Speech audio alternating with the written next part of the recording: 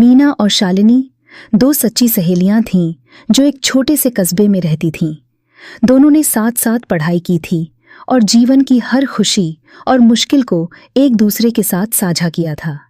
मीना एक साधारण परिवार से थी, जबकि शालिनी के पिता एक व्यापारी थे और उनका परिवार थोड़ा समृद्ध था, लेकिन दोनों में कभी भेदभाव नहीं था। एक दिन शालिनी के पिता का व्यापार अचानक घाटे में आ गया और उन्हें अपनी कई संपत्तियां बेचना पड़ी। शालिनी का परिवार आर्थिक संकट में फंस गया। शालिनी इस बदलाव से हताश और दुखी हो गई। उसकी मां बीमार पड़ गई और उनके इलाज के लिए पर्याप्त पैसे नहीं थे। मीना ने जब यह सब देखा तो वह गहरी चिंता में पड़ गई।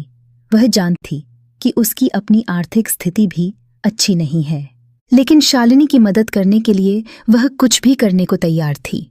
मीना ने अपनी दादी से विरासत में मिला एक पुराना परंतु कीमती कंगन बेचने का फैसला किया। वह जानती थी कि यह कंगन उसकी मां के लिए कितना खास था, पर शालिनी की मदद करना उसके लिए सबसे महत्वपूर्ण था। जब शालिनी ने मीना के इस त्याग के बारे में जाना तो उसकी आंखें भर आईं। उसने कहा, मीना, तुमने जो किया है वह मैं कभी नहीं चुका पाऊंगी।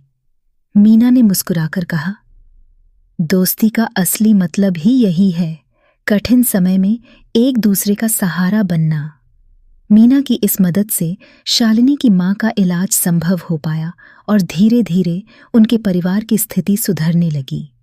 शालिनी और उसके परिवार ने मीना और उसके परिवार का आभार व्यक्त करते हुए हमेशा उन्हें अपनी सफलता का हिस्सा माना।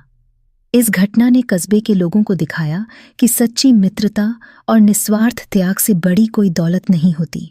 मीना की इस पहल ने लोगों को यह सिखाया कि जीवन में असली संपत्ति वह है जो दिलों को जोड़ती है, न कि जो केवल भौतिक सुख देती है। सीख: सच्ची मित्रता और निस्वार्थ प्रेम ही असली दौलत है, जो मुश्किल समय में एक इंसान की परख करते हैं और समाज को एकजुट रखते हैं।